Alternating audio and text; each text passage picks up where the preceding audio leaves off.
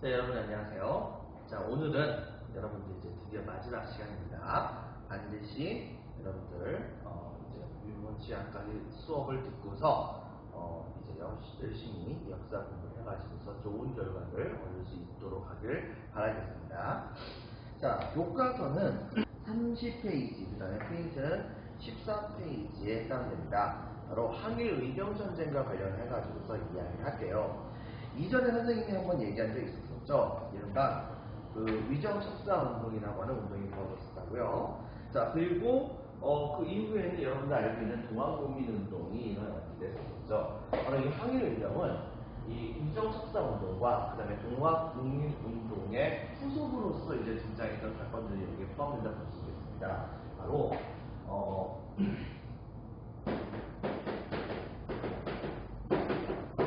위정척사 운동이 다시 등장했고 동학국민운동이 등장하게 됐으며 이것을 배경으로 해서 등장했던 것이 바로 항일의병 항쟁이라고 볼 수 있는데, 그 첫 번째는 그 하나의 사회가 무너지고 있는데, 근데 그 사회의 원래 지도층이었던 사람들이 무너진 사회를 이제 최대한 무너지지 않게 하려고 여기에 대한 반발을 하는 경우가 되게 많이 있겠죠. 거기다가 제 하필이면은 그 사회를 무너뜨리는 게 바로 외적이다 라고 한다면 국가를 보존하기 위해서라도 일종의 노블리스 오블리시에서 바로 사회의 지도층에 해당되는 사람들이 주도를 해가지고서 바로 이제 외세를 물리치려고 하는 모습을 보였던 것입니다. 즉 여기 보이다시피 처음에 동학농민운동이 일어났을 때는 오히려 일본 편을 들어주면서 바로 이제 동학농민운동을 진압을 하려고 했었던 위정척사파들은 이른바 우리가 알고 있는 단발령과 을미사변 이것에 일어나게 되자 이것은 바로 일본이 나라를 망하게 하려고 하는 것이다 라고 생각을 해가지고 이거에 대한 반발로서 의병을 일으키게 됩니다. 이것이 지난번에 한번 여러분들 그거 한테 얘기했는데, 옛말에 이제 동학농민운동에서 그런 노래가 불려진 게 있었어요. 뭐냐면 가보세 을미적 병신되면 못 간다.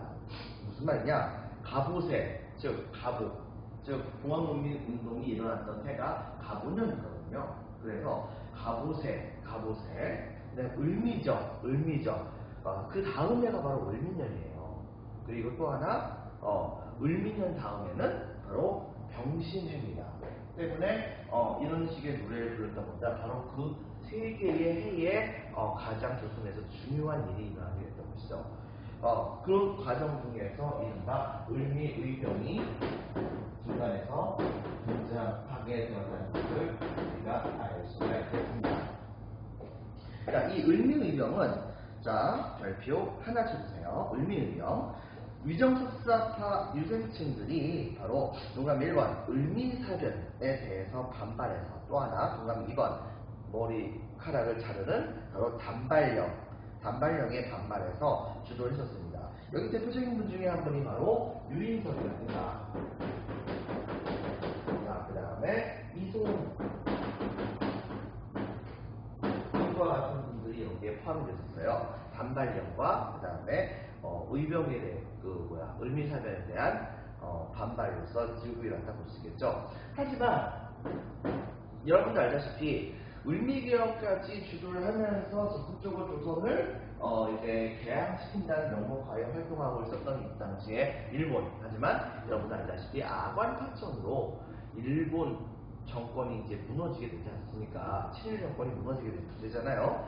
자, 이렇게 되다 보니까 첫 번째는 제일 먼저 이 고종원 호제가 어떻게 했냐면 이제 아관파천한 다음에 전국에서 들고 일어나고 있었던 을미의병의 의병장들에게 이야기를 합니다. 자, 이제 내가 안전해졌으니 각 지역에 있는 유생들이요, 이제 더 이상 의병을 일으키지 마라 라고 하면서 해산을 권유하는 조칙을 내려요. 그렇게 한 다음에 또 한 가지 뭐라고 하게 됐었냐면, 바로 이 을미의병의 가장 큰 반발 요건이었었던 단발령을 취소해버립니다.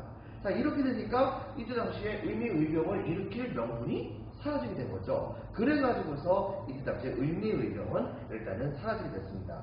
근데 문제는 뭐냐? 그렇게 하고 나서 그렇게 한 다음에도 이때 당시에 을미의병이 일어났을 때 이 의병에는 이 양반 유생층들이 중심이 돼가지고서 을미의병을 이끌어 나가긴 했었지만 거기다 플러스 뭐가 있었냐면 동학농민운동이 이제 패배하게 되었을 때 이 패배했던 잔당들 중에서 일부가 바로 이 의병에 같이 참여했었던 것 측면이 있었습니다.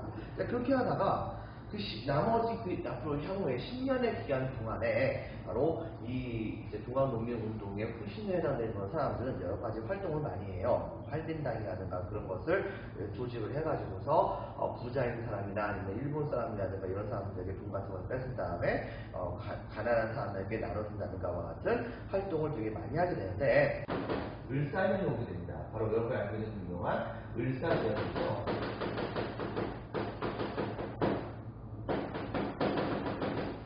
자, 요거 같은 경우에는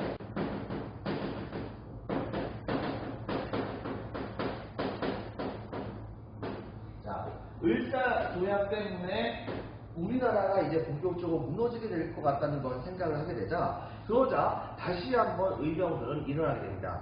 예전에 임진왜란때 그렇게 했었던 것처럼 우리나라의 그 의병당들은 유생들이 중심이 돼가지고서 다시 한번 일제에게 저항하는 방식으로 활약을 하게 돼요. 대표적인 것 중에 한 명은 바로 전 참판이었었던 바로 이 민종식이라고 하는 분이 이제 활약을 하셨는데 이분 같은 경우에 전직 관리로서 참판이라고 한다면 거의 좀 이제 뭐라고 할까 차관급에 해당하는 굉장히 고위 관리 중에 하나였거든요. 근데 이분이 이때 당시에 의병을 대대적으로 이끌기도 했었고 그 다음에 바로 흥선대원군을 얼굴 바라보면서 쫓아냈었던 당시에 유학계 쪽에서는 굉장히 존경을 많이 받고 있었던 그런 분이었었죠. 바로 면함 최익현 선생이 당시에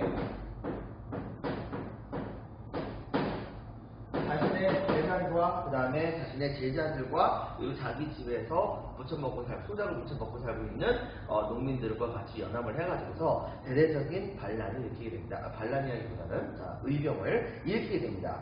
그래가지고서 이분의 경우에는 정말 실제로 대포까지 갖추는 등 활약을 되게 많이 하셨어요. 최익현 선생 같은 경우에는. 그리고 심지어는 어떤 성가지도 이제 점령을 하기도 했었거든요. 근데 이제 문제가 뭐가 있었냐면 하필이면은 이 최익현의 군대를 바로 진압을 하러 왔던 군대가 하필이면 조선 사람이었던 거예요. 일본 놈들은 어떻게 했냐면 조선의 의병을 바로 일본의 군대로 짓밟은 것이 아니고 조선의 친식 군대를 이용해가지고서 제압을 하려고 하는 모습을 보여줬던 거예요. 그 모습을 보게 되자 최익현 선생이 이렇게 한탄을 했다고 합니다.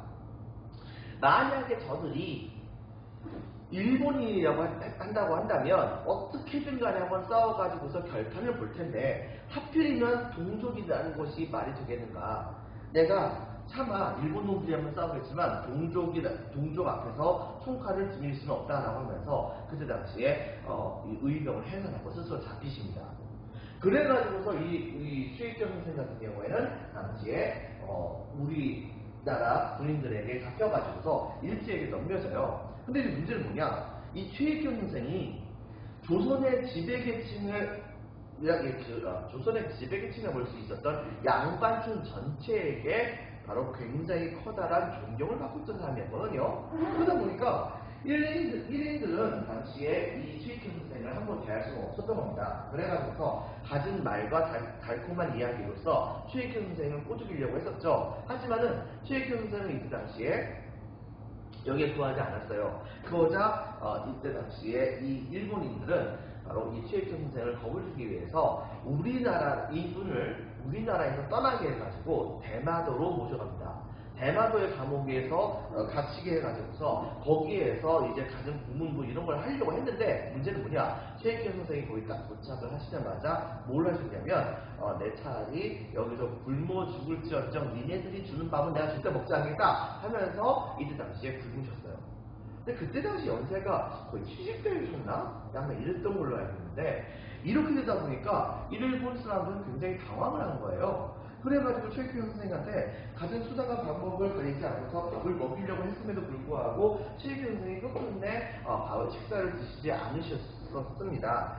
나중에 가서는 바로 그 제자 중에 한 분, 같이 잡혀왔었던 제자분 중에 한 분이 최익현 선생에게 눈물로써 제발 식사를 하시라고 말씀을 드려가지고서 끄트머리에는 식사를 조금 하시긴 하셨는데, 문제는 뭐냐, 이분이 이 단식 투쟁을 하시는 과정 중에서 몸이 너무 약해지신 거예요. 때문에 이 훈련생에 그렇게 단식 투쟁을 하셨으니 몸이 성할 리가 없겠죠. 결과적으로는 이 대마도 땅에서 바로 이 최익현 선생은 아깝게 돌아가시게 됩니다. 지금 현재는 지금 우리나라에서 대마도 넘어가는 그런 그 배편이 지금 많이 없어지긴 했는데, 나중에 이제 코로나 사태 끝나고 일본하고 사이가 좋아지게 된다고 한다면 여러분들도 한번 배를 타면서 가보는 것도 좋을 것 같다는 생각이 들기도 합니다. 자, 어쨌든 간에 바로 이 최익현 선생의 활약이 있었고, 근데 사실 이 최익현 선생이 바로 굉장히 중요한 비중을 차지하긴 하지만 이분보다 더 중요한 비중을 차지하는 사람이 있었어요. 그분은 바로 누구냐? 바로 이름하여 굉장히 평민스러운 분이시죠. 바로 태백성 호랑이라고 하는 별명이 있었던 신돌석이라고 하는 분입니다. 여러분들, 이 신돌석이라고 하는 분은 이름에서 딱 아우라가 느껴지죠. 이분은 평민이에요. 양반이 아닙니다. 그런데 양반이 아닌 신돌석 장군의 휘하에는 약 3,000명 정도에 해당하는 의병이 있었다고 해요. 다른 분들은 기껏 해봤자 몇백 명 정도의 수준에 불과했었는데, 신돌석 선생은 당시에 약 3,000명에 해당되는 그런 군대를 동원해가지고서 도와다녔었으니까, 당시에 일본인들은 이 신돌석 장군의 군대를 굉장히 무서워했다고 해요. 그리고 이 신돌석 장군은 당시에 그 의병 부대를 이끌고서 정말 활약을 많이 해가지고서 울진 뭐 이쪽에서 되게 활약을 많이 하는 그 평해라든가 울진 같은 데서 활약을 되게 많이 하셔가지고 일본인들이 가장 두려워했었던 존재를 했었죠. 그 제일 중요한 것은 여기에서 신돌석 선생을 대표로 해가지고서 이제는 나라가 본격적으로 무너지기 시작하게 되니까, 예전에는 양반만 국가 무너짐을 막기 위해서 나섰다고 한다면, 이때부터는 일반 평민들도 나서기 시작했다는 것을 우리가 알아야 한다는 것입니다. 이 최초의 평민 출신 의병장이었던 신돌석 장군을 여러분들은 반드시 생각을 해주셔야 돼요. 자, 그리고 이제 상황이 이제 바뀌게 됩니다. 선생님이 바로 7개의 연도를 외우라고 했었죠. 자, 을미의병은 여러분들 알다시피 기존에 가보기에 됐었던 1894년 다음해니까 이것은 1895년이라고 보면 됩니다. 자, 그렇게 하다가 이제 바로 을사조약이 와가지고서는 1905년으로 넘어오게 됐고요. 요건 선생님이 외우라고 하지 않았지만 요건 외우라고 했었죠. 요거 다음에 요거, 그리고 그 뒤를 이어가지고서 바로 1907년에 무슨 일이 일어났습니까? 우리나라에 이제 커다란 위기가 닥쳐오게 되죠. 그것은 바로 무엇이냐? 바로 고종 황제가 헤이그 특사 사건으로 인해 가지고서 쫓겨나게 됩니다. 그리고 이때 당시에 일본인들이 확실하게 우리나라를 장악을 하기 위해서 이른바 정미 7조약 혹은 다른 말로는 한일 신협약이라고 하는 이때 당시에 이제 조약을 새롭게 맺게 되죠. 근데 그 조약 안에 포함되는 것은 아니지만 거기와 더불어서 당시에 일제는 저번 시간에 선생님이 얘기했다시피 바로 1907년에 군대도 같이 해산을 시켜버립니다. 그래가지고서 각 지역에서 시가전이 엄청나게 많이 벌어졌다라고 하는 걸 선생님이 얘기했었죠. 자, 그런데 이제 문제는 뭐냐?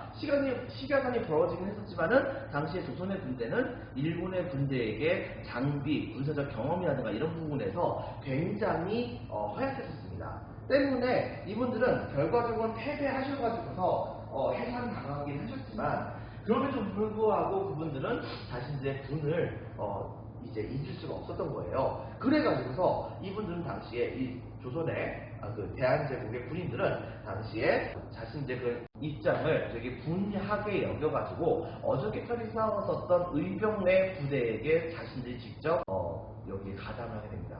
이때 당시에 등장하게 됐었던 그 의병을 일컬어서 우리는 정리의병이라고 얘기를 하는데요. 이 문제는 뭐냐면 이 정리의병이라고 하는 것에 원인이 됐던 것은 바로 군대 생산입니다. 실제로 이분들은 정말 활약을 정말 많이 했었어요. 즉 무슨 말이냐면 여기 전까지만 하더라도 여기에서 활약했었던 의병들은 많은 의병인데 실제로는 어저께까지 농사꾼이었던 사람들이에요. 그러다 보니까 총 쏘는 법도 모를 뿐더러 사실 총도 못 써요.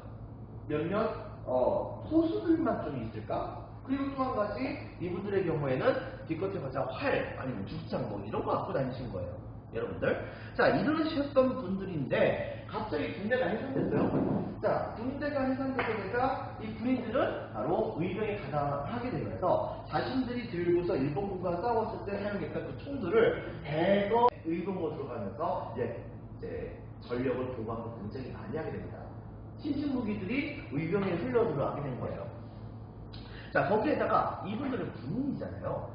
이 전까지만 하더라도 군사 훈련 하나도 받지 않았었던 농민과 같은 그런 분들이 이때에 이 군대 군인들이 이 의병에 가담하게 되면서 군사 훈련을 받게 된 거예요. 그래가지고서 일본군과 싸울 때 사실상 일본인은 조선의 군대를 해산시켰지만 그렇지만 그 군인들이 각 지역으로 퍼져가지고 의병에 가담하게 되면서 전 의병들을 제대로 된 군인화시키는 그런 사태가 벌어지는 거예요. 이렇게 하다 보니까 이때 당시에 일제는 완전히 골머리를 앓게 됐죠. 너무나도 반항이 심했거든요. 뭐 당시 기록에 의하면 조선에서 의병이 한 마을에 나오지 않는다고 한다면 그 마을은 정말로 창피한 마을이다라고 하는 말이 있을 정도로 의병은 이 당시 우리나라 전역에서 아주 공동된 현상이라고까지 얘기할 수 있는 수준에 해당이 됐다 볼 수 있겠습니다. 자, 그리고서 이때 당시에 이분들은 활약을 굉장히 많이 하게 됐는데, 자, 먼저 한번 보세요. 여러분들 교과서 30페이지에 보면 혹은 프린트를 가서 봐도 봐요. 여기에서 서양의 한 기자는 당시에 의병 부대를 운 좋게 만나게 됩니다. 여기 보시다시피 나는 의병대 조직을 물어보았다. 그들은 어떤 조직을 가지고 있을까? 그들의 말에 의하면 그들은 사실상 아무런 조직을 갖고 있지 않았었다. 의병의 각 부대는 서로 간에 매우 허술한 유대관계를 맺고 있었다. 각 지역에 살고 있는 부호들은 돈을 마련하여 한두 의병대에 은밀하게 자금을 제공했고, 이렇게 자금이 마련되면 그들은 그 돈으로서 모병을 할 수가 있었다. 그들은 자기들이 어떤 보람이 있는 일을 하고 있음을 시인하면서 이렇게 말했다고 합니다. 당시 맥킨지가 이렇게 얘기했대요. 당신들은 의병으로서 당신들은 일본에게 이길 수 있을 거라고 생각합니까? 라고 물어봤대요. 근데 그때 당시에 이분들이 뭐라고 말씀하시냐면 우리는 절대 일본에게 이길 수 있을 거라고 생각하지 않습니다. 이렇게 싸우다가 언젠가는 어차피 죽게 되겠죠. 하지만 그래도 좋습니다. 일본의 노예가 돼서 사느니 차라리 자유민주를 주는 것이 낫습니다. 라고 얘기합니다. 그렇게 얘기하고서 찍었던 사진이 바로 교과서 30페이지에 나와 있는 부분이에요. 여기서 여러분들 해산 군인이 있는 거 아세요? 자세히 보세요.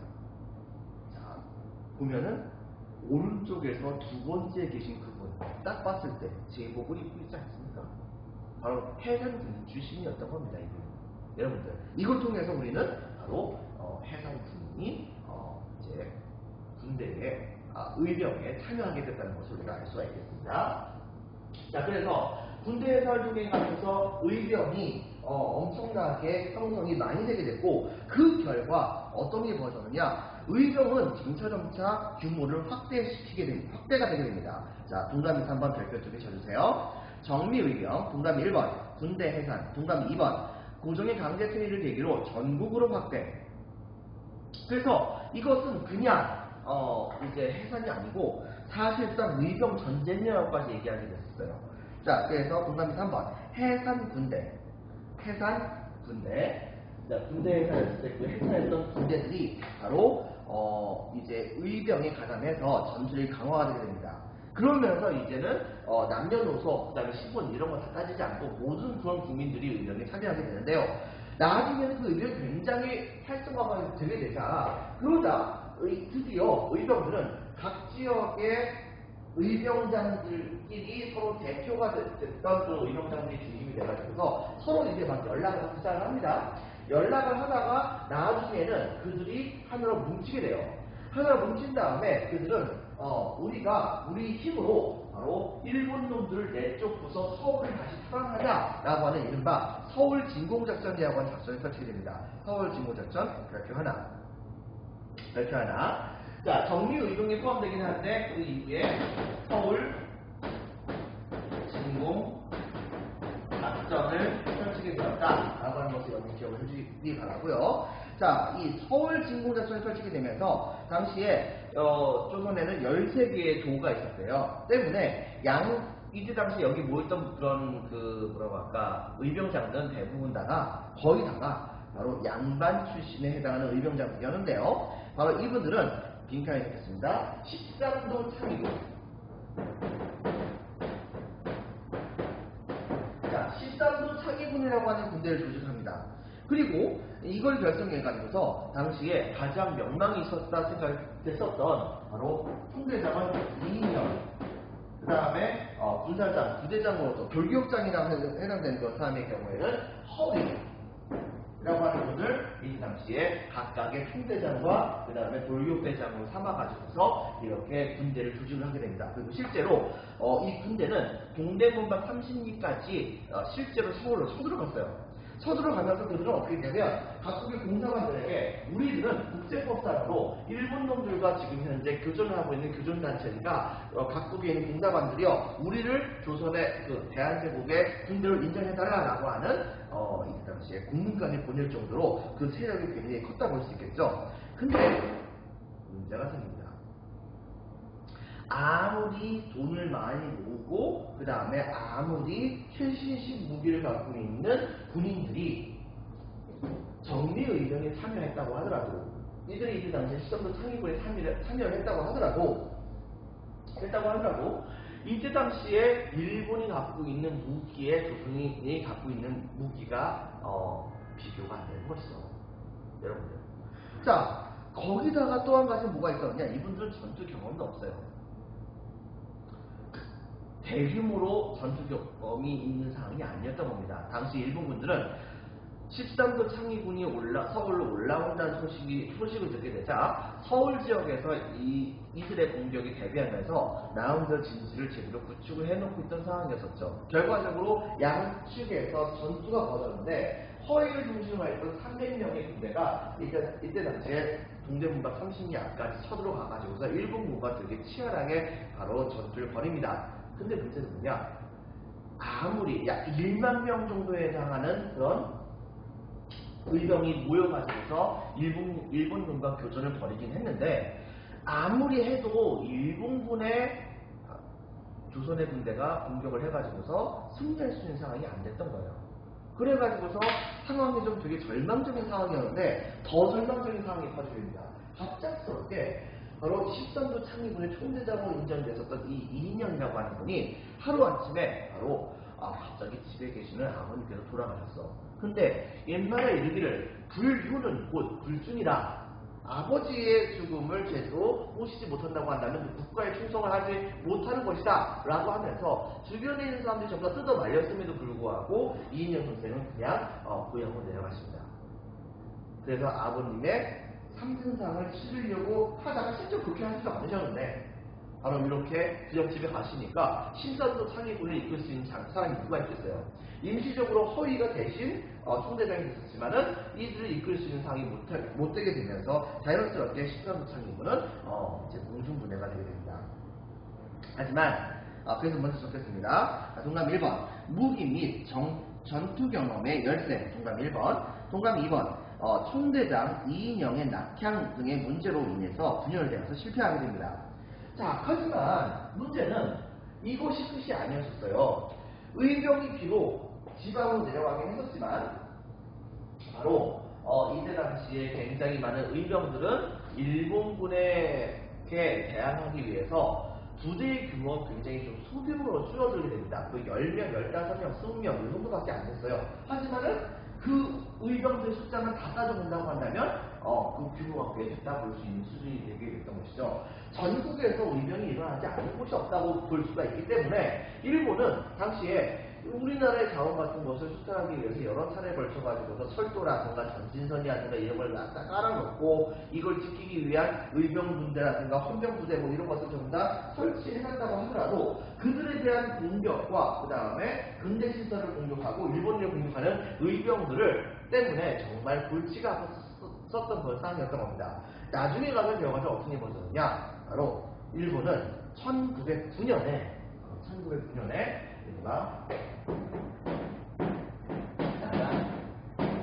대소벌 작전이라고 하는 작전을 펼치게 돼요. 이건 외울 필요는 없어요. 하지만 남한 대소벌 작전은 여러분들이 기억을 해주기 바랍니다.